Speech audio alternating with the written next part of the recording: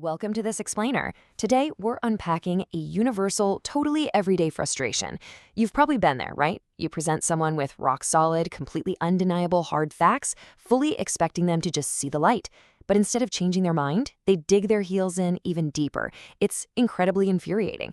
Well, today, we're going to use the absolute latest research in psychology and neuroscience to understand exactly why this happens and how we can actually navigate it. Okay, let's dive right in. So here is the core question that kicks off our entire analysis. Why do facts rarely change our minds? Answering this actually requires a complete paradigm shift in how we view ourselves. See, we really like to think of our brains as these flawless truth seekers, constantly calculating the most objective version of reality. But man, the science tells a completely different story. Our brains are actually highly efficient stability engines. They evolved to maintain a predictable, consistent understanding of the world simply because, in nature, predictability equals survival.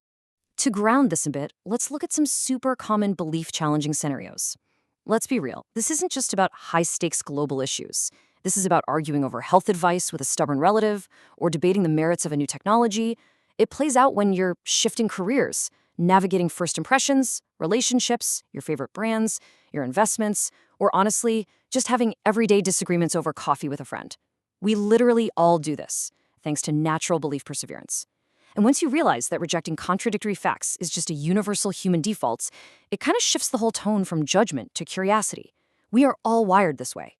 All right, let's jump right into section 1, the cognitive dissonance trap, the psychological pain of conflicting ideas. The foundation of all this resistance is a concept coined by psychologist Leon Festinger way back in 1957, cognitive dissonance. This is the psychological stress we experience when we hold conflicting beliefs or when new information challenges our existing worldview. We humans desperately strive for cognitive consistency just to function in the real world. So, encountering a contradictory fact doesn't just make us pause, it literally causes psychological pain and discomfort. And your brain will do almost anything to make that pain stop. So, how exactly do we reduce this discomfort? We basically have 4 options. We can actually change our mind, which, let's face it, is really hard work. Or we take the easier paths. We justify the behavior, we add new rationalizations, or we just flat out ignore the conflicting info. This drive leads straight to motivated reasoning, where we actively seek out media that agrees with us to avoid the pain of dissonance altogether. We also use confirmation bias, cherry-picking evidence that supports us. And when opposing facts threaten our core beliefs, we often experience the backfire effect, where we actually root more firmly into our original belief system just to protect ourselves. Moving right along to section 2, the neuroscience of stubbornness, inside the biological architecture of belief. Think of it like a battle between 2 wildly different parts of your brain. Your prefrontal cortex is your rational, discerning, data-oriented thinker, but it's metabolically expensive and super slow. On the other hand, your amygdala is your fast, emotional, survival-driven threat detection center. Now, because our beliefs are so deeply enmeshed with our identity, our memories, and our worldview, the amygdala actually equates a challenged belief with a physical threat to our survival.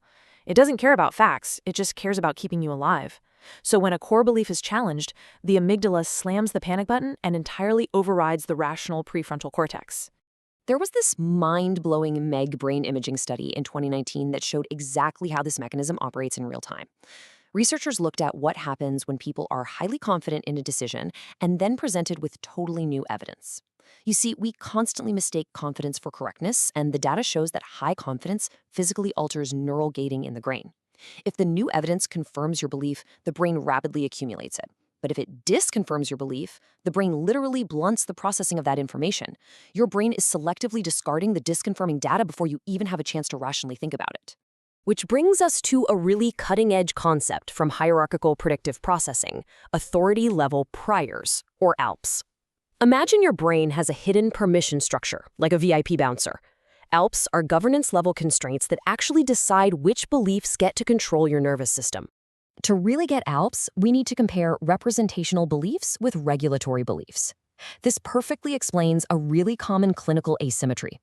Have you ever logically known a fact? Like, okay, I know I'm perfectly safe on this airplane, but your heart is still pounding and your palms are sweating? That is because you updated your representational belief, but your authority-level prior hasn't authorized that new fact to become a regulatory belief yet. Your autonomic nervous system is still operating on the old belief, simply because the brain demands stability over sudden shifts. But hey, change is definitely possible. When we evaluate new info, a whole committee of complex brain networks fires up. Your anterior cingulate cortex monitors for conflict between new data and old beliefs, while your hippocampus quickly checks your memory banks to see if this matches past experiences. Meanwhile, your default mode network, which is heavily tied to your sense of self, often resists these shifts to preserve your worldview. But if we do finally update a belief based on surprising new evidence, the midbrain and striatum become highly active. These are key areas of our dopamine system. See, dopamine isn't just about reward. It's heavily involved in updating our mental models when we finally accept that the world has changed. Next up, Section 3, Identity, Tribes, and Survival. Why changing our minds feels dangerous. As risk perception expert David Ropik puts it, and this hits the nail on the head, we are social animals instinctively reliant on our tribe for safety and protection. Any disloyalty literally feels dangerous. Historically speaking, if you disagreed with your tribe, you were cast out, and that meant certain death in the wilderness. Tribal belonging meant safety. This is exactly why changing your opinions about things tightly tied to your group, like political views or even favored brands, feels so viscerally dangerous to us.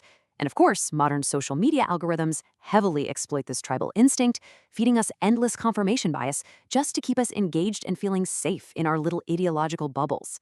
In psychology, this behavior is formally known as identity protective cognition, or identity protective reasoning.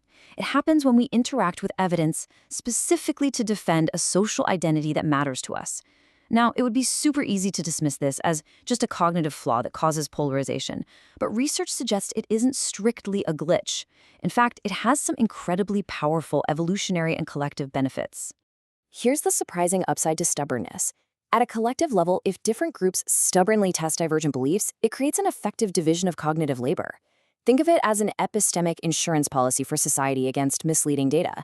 And importantly, for marginalized groups who often face distorted societal evidence, what researchers call evidential oppression, identity protective cognition acts as a perfectly calibrated defense mechanism. It literally prevents people from prematurely discarding their lived truths just because a dominant elite narrative presents biased facts. Okay, bringing it all home with Section 4, updating our mental models, fostering true intellectual growth. The absolute first step here, you have to embrace belief non-attachment. You have to consciously remind yourself, you are not your beliefs. We really need to bring awareness to those knee-jerk mental reactions. Because when you separate your inherent self-worth from your current ideas, your amygdala finally stops treating new data like a tiger hiding in the bushes. You create a safe space in your own mind to evaluate facts neutrally. Ultimately, updating our beliefs is exactly like updating a software system on your phone. Your brain isn't maliciously trying to ignore reality. It's literally just trying to maintain a stable, predictable operating system. True intellectual growth only begins when we recognize this default setting, manually override our brain's demand for stability, and actively allow new evidence to install. So I want to leave you with this final question to chew on. Think about your own life, your own arguments, and your own certainties. What deeply held belief is secretly running your brain right now? And are you brave enough to click Update? Thank you so much for joining me for this explainer. I encourage you to keep questioning, keep learning, and keep growing. See you next time.